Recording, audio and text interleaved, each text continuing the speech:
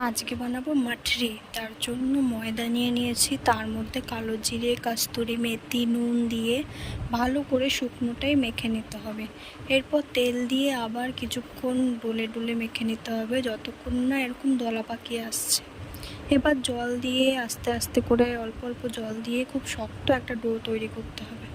এবার ডোটা হয়ে গেলে সেটাকে কিছুক্ষণের জন্য রেস্টে রেখে দিতে হবে। তারপরে এখানে ছোট ছোট গোল গোল লেচি করে নিয়েছি। এবার কড়াইতে তেল দিয়ে ভালো করে তেলটা গরম করে গ্যাসটা একদম কমিয়ে দিতে হবে। তারপরে একটু মোটা মোটা করে বেলে নিতে হবে, ছোট ছোট ফুচকার মতো সাইজে। এবার ওটা একদম ধিমে আঁচে অনেকক্ষণ ভাজতে হবে, যাতে মুচমুচে হয় একদম। তারপরে এরকমভাবেই সব কটা ভেজে নিয়েছি। ভেজে নিয়ে একদম লাল লাল করে উঠিয়ে নিলাম। এরপরে নিমকিও ভেজেছিলাম কয়েকটা, একদম খাস্তা হয়েছিল, খুব সুন্দর।